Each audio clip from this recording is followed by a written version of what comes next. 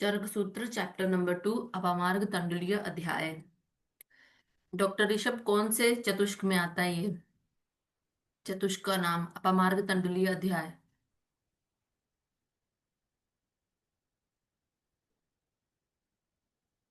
Doctor अमृत। Ma'am basic चतुष्क में। Okay, ठीक है। भेषज चतुष्क में अपमार्ग। और आज 10 चैप्टर के नेम भी लर्न करने थे। तंडुलीय मतलब अंकुर उत्पन्न कर सकने योग्य। ठीक है। ताजा अपमार्ग का बीज। अम्म, ठीक है। Which has a capacity to regenerate. शिरोविरेचन का बीज फॉर हम शिरोविरेचन में यूज करते हैं। ओ सॉरी, अपमार्ग का बीज हम शिरोविरेचन में यूज करते हैं। इन कंडीशन लाइक गौरव शीर्ष शूल पीनस। ये है अर्धाव भेदक। अर्धाव भेदक माइग्रेन। ठीक है। इनमें जो है वो इन कंडीशन में यूज किया जाता है।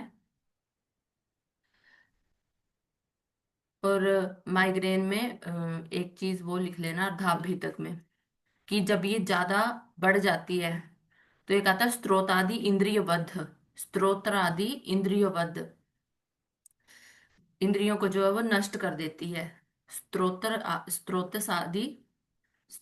आदि इंद्रियबद्ध, जब माइग्रेन जो है वो ज्यादा बढ़ जाता है। नेक्स्ट, वमन द्रव्य। मदन फल, एला, चरक और भागवत ने माने हैं। उसमें से जो एला है वो सुश्रुत ने नहीं मानी।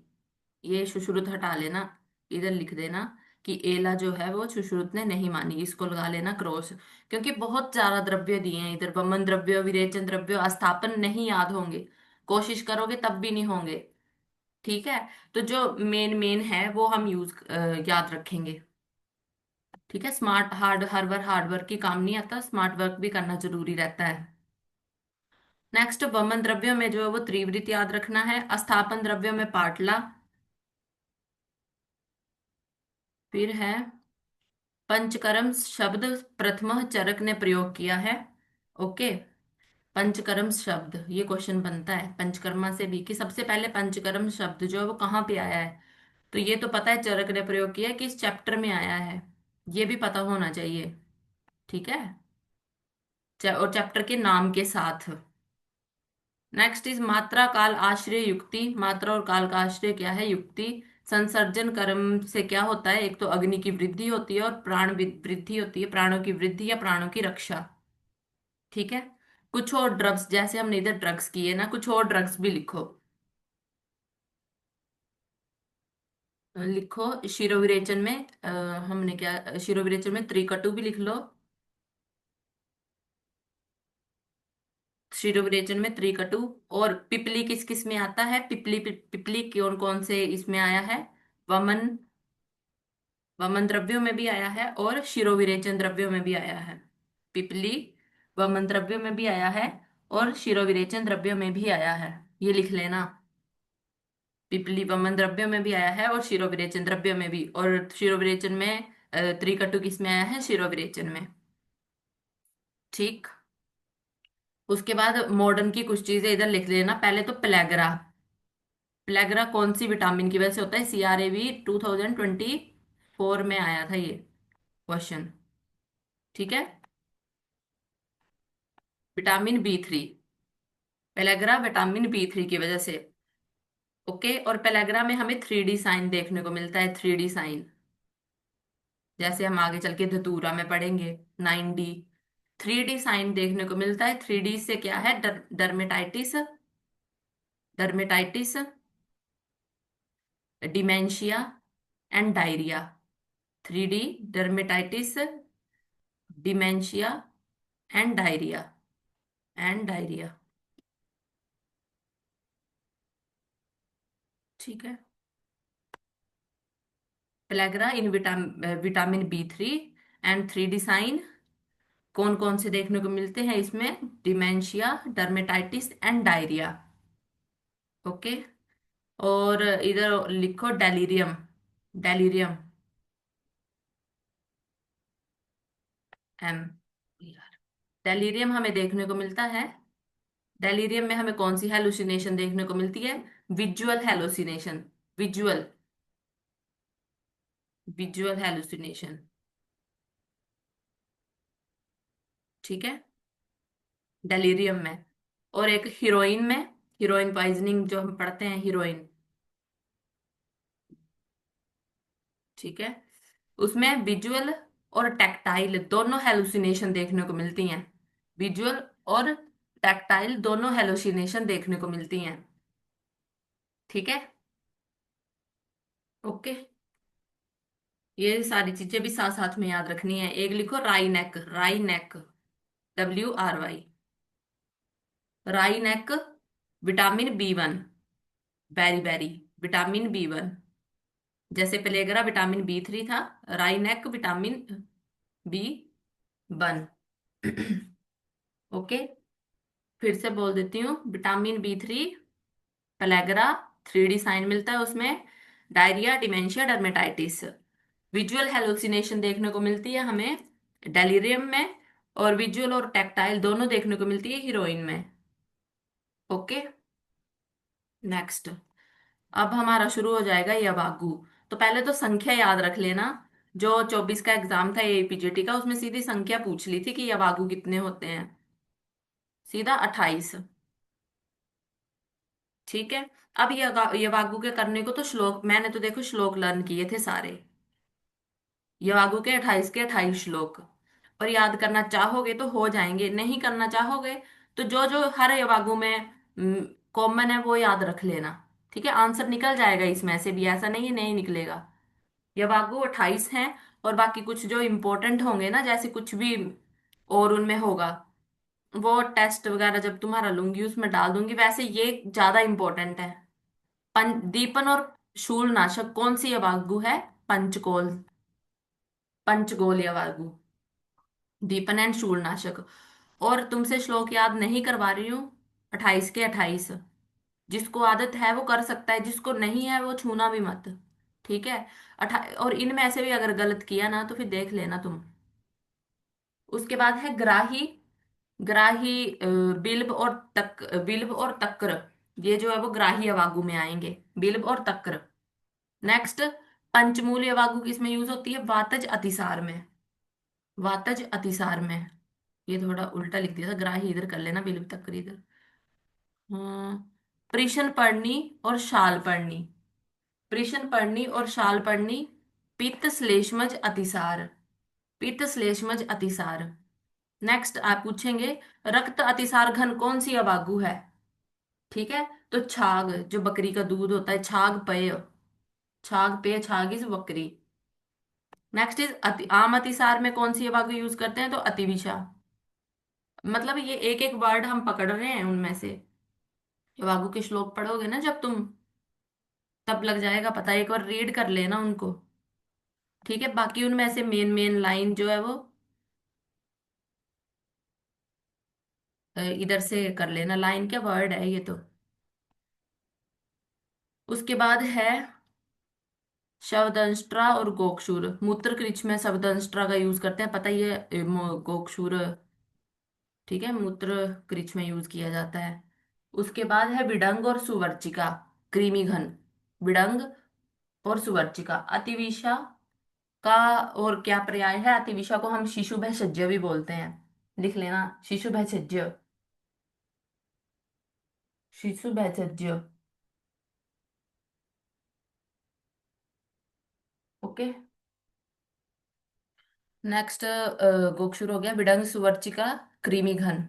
मृद्विका, मृद्विका, पिपासा घनी, पिपासा घनी वागु। सोमराजी, विषनाशक। इंपॉर्टेंट, ये एक एक अक्षर है। इनमें से ये तो मैं बोलूंगी नहीं कि ये इंपॉर्टेंट नहीं है, ये सब इंपॉर्टेंट है। 28 के 28 है वागु में से। सोमराजी विषनाशक। कि मान लो एक एक वर्ड उन्होंने दिया तो वो मोस्ट प्रोबेबली ये लिखेंगे, और मान लो अगर उन्होंने पूरी चीज लिखी, तो जब तुम्हें पता चल जाएगा अच्छा विषनाशक कौन सी है, तो तुम्हें एक वर्ड याद किया होगा तो पूरे श्लोक से तुम्हें क्या कोई लेना देना नहीं है। ठीक है, उसके बाद है ब्रीहण। ब्रीहणी कौन करेगी? बराह, नेक्स्ट, गवेदुक्त मक्षिका कर्षण करेगी, कर्षणीय वागु। सर्पी तिल लवण स्नेह कुश श्यामक रूक्षण। इसमें कोई कोड नहीं रहता। ठीक है। और बार बार याद करोगे याद हो जाएगा, और आज के आज ही याद करना, इनको कल सुनूंगी। कुश श्यामक रूक्षण। दशमूल श्वास काश और हिक्का तीनों में ही। ठीक है, दशमूल। और एक लिख लेना कि चरक में लघु पंचमूल के लिए स्थिरादि वर्ग आया है। कि क्वेश्चन एक बार ऐसे आ गया था ना, शायद 22 में आया था कि स्थिरादि वर्ग से आप क्या समझते हो। स्थिर आदि वर्ग, तो वो क्या है हमारा लघु पंचमूल। स्थिर।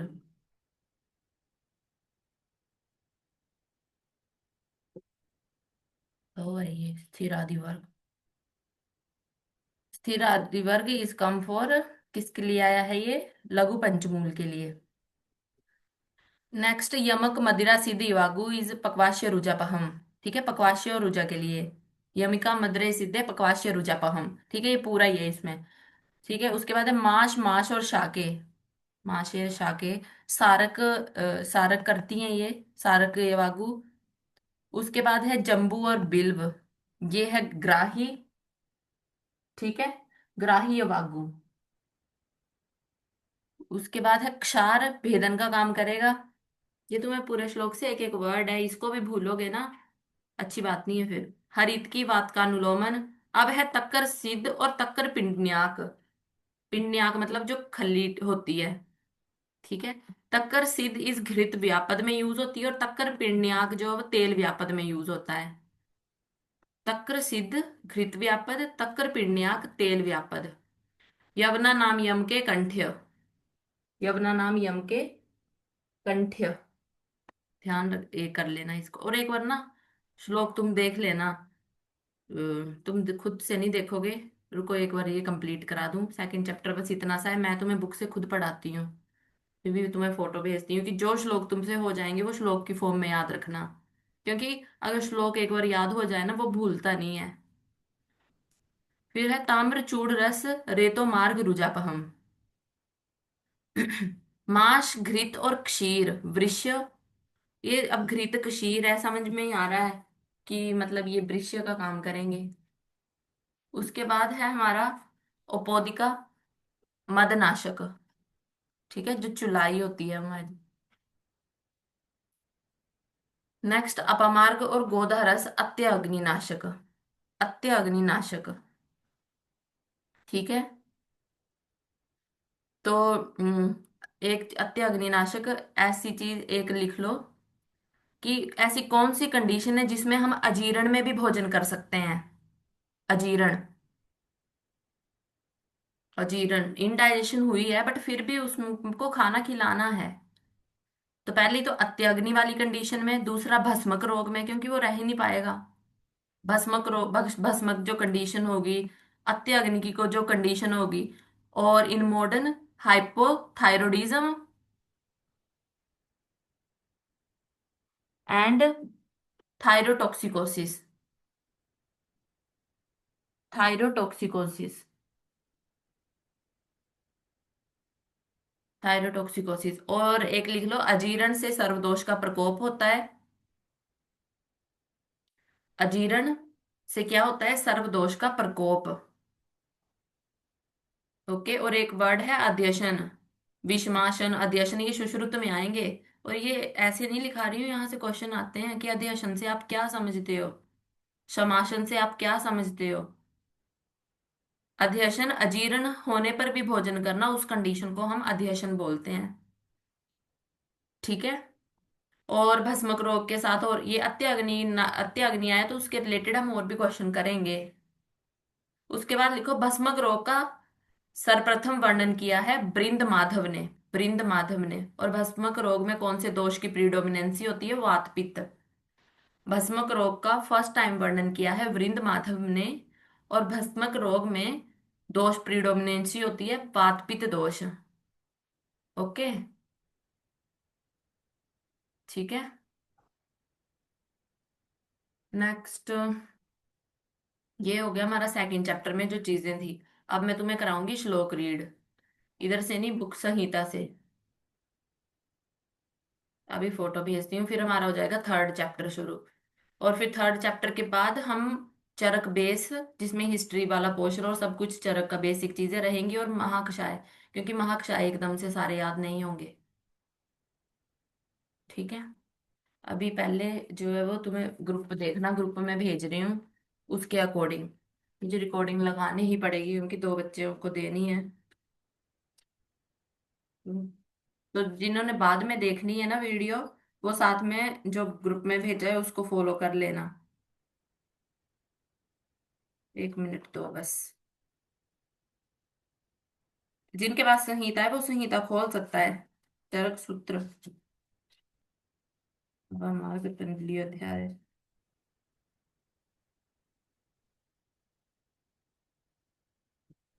ठीक है।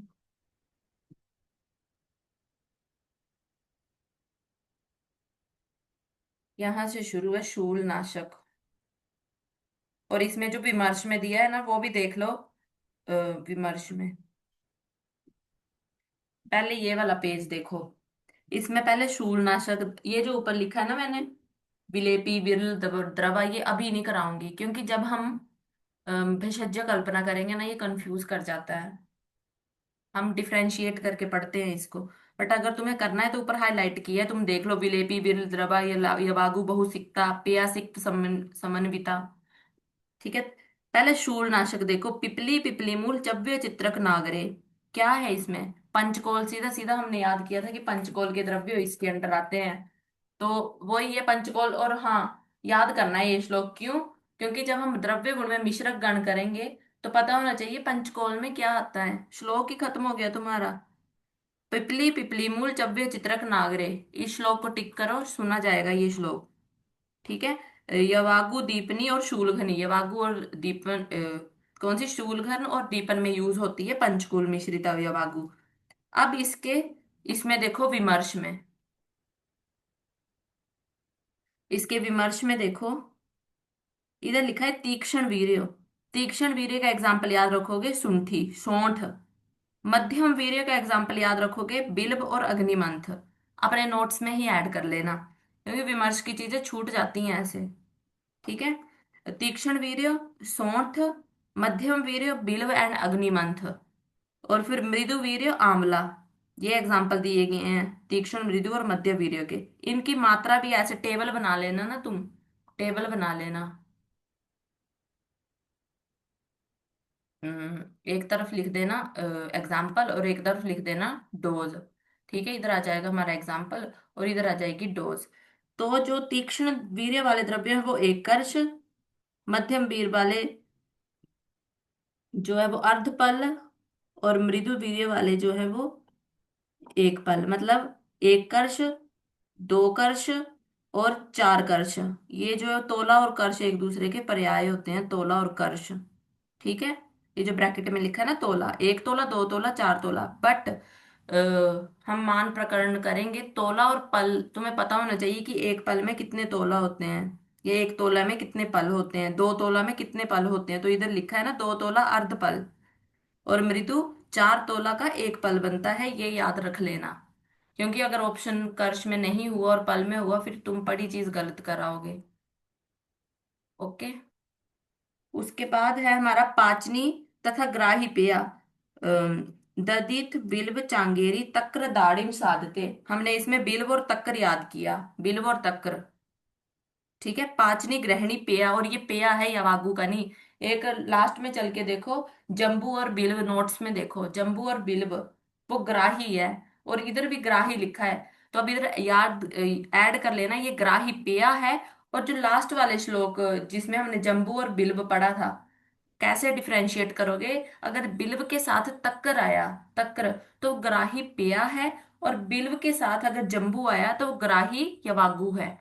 ओके। उसके बाद 1 मिनट, फोटो भेजनी पड़ी। और एक बार श्लोक जरूर रीड कर लेना, श्लोक इजी हैं ये वागू के।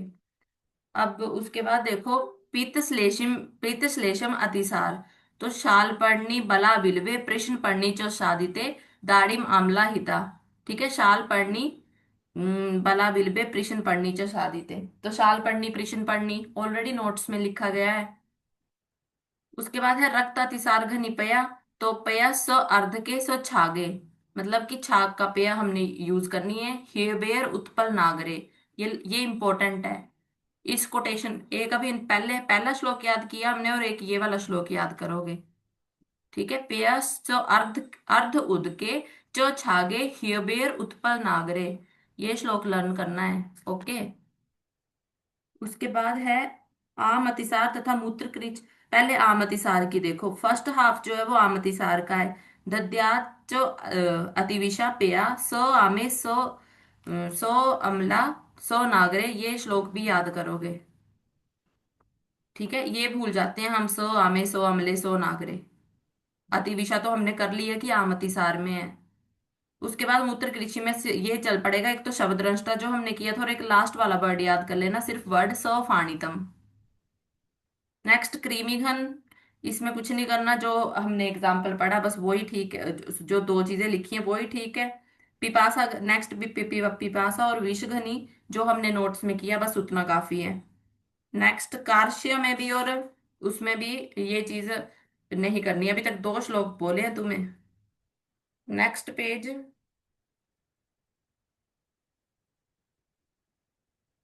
नेक्स्ट है हमारा सर्पिश्च मिति बहुतिला स्नेही लवणान्विता। ठीक है, कुछ नहीं करना, ये जो ये भी उसमें आ जाएगा, उसमें आ जाएगा। बाकी सारी चीजें मोस्टली आ ही जाएंगी। हम्म लास्ट वाले में गव्य माँ से विषम ज्वर है, ये भी हो गया। बस यही है, इन दोनों का देख लेना। बाकी हमारे नोट्स में ऑलरेडी आ गया, ये है टोटल। ठीक है, ये है टोटल।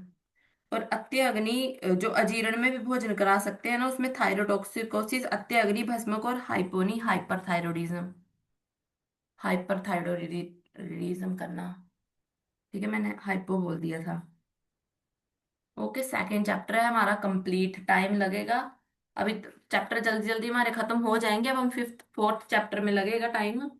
और जो एनोटमी पढ़ाई है ना वो भी सुनूंगी, बट आज अभी रहने देती हूँ, तुम हो भी कम, सारे आ जाएंगे फिर इकट्ठे सुनने का मजा अलग आता है। ओके,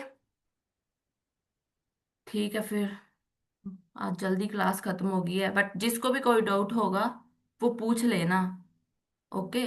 और ये याद चाहिए, श्लोक सिर्फ तुम्हें दो बोले हैं मैंने, बाकी नोट से कवर हो जाएगा हमारा सेकंड चैप्टर सारा ही। और जो विमर्श का एग्जाम्पल कराया है, तीक्ष्ण मध्य और वो वाले द्रव्यों का, वो कर लेना। ठीक है, और डॉक्टर एनाटॉमी की साहब, जी। डॉक्टर साहब जब हमें क्वेश्चन आएगा एपीजीटी में कि अवागू कितनी है, उसमें अगर 28 और 22 ऑप्शन हुआ तो हम क्या लगाएंगे? 28। ठीक है। 28 लगेगा आंसर, क्योंकि वो देंगे कुल या वागु। अगर ऐसे डिफरेंशिएट कर दिया या वागु कितनी है पेया कितनी है, तब बात अलग है। ओके, आया था ये क्वेश्चन और। ठीक है डॉक्टर साहब। ओके, बाकी एक्स्ट्रा जो तुम्हें मॉडर्न की चीजें लिखाई हैं वो भी साथ में करना है। बाकी सुनो तुमसे, अभी है टाइम, सुन लेती हूँ एनाटॉमी का। कार्पल बोन, कार्पल और टार्सल बोन कितनी कितनी होती हैं डॉक्टर ऋषभ? रिकॉर्डिंग भेज दी थी मैंने। मैम, टार्सल 7 होती हैं, कार्पल 8 होती हैं। पढ़ ली रिकॉर्डिंग? मैम अभी नहीं करी है, अच्छा। करेंगे। ओके। वेज डॉक्टर अमृत, हाँ जी मैम। आप बताओगे मुझे, पार्सा ऑर्बिटैलिस कौन से पोर्शन को बोलते हैं फ्रंटल बोन के? Ma'am horizontal portion. आवाज नहीं आ रही, कट रही है आप, क्या बोल रहे हो? आपका सिग्नल प्रॉब्लम है, यामिनी आप बता दो। पार्सा डॉक्टर ऑर्बिट साहब, मैंने मेरी रिकॉर्डिंग देखी है। कल देख के आना, ठीक है, ये साथ में करना है, क्योंकि छूट ठीक गया तो फिर छूट जाएगा। हर संडे होगी ना हमारी एनोटमी, एक बार छूटा तो फिर छूट जाएगा। ओके। है जी। थोड़ी सी हाँ है जी। उसमें सब, बस थोड़ा सा ही कराया मैंने उसमें, रिब्स के ऊपर ऊपर तक कराया है। तो वो पढ़ लेना, क्योंकि मैं नहीं चाहती कुछ भी छूटे, हम साथ साथ में सब करेंगे। ठीक है डॉक्टर साहब, उसके नोट्स कहाँ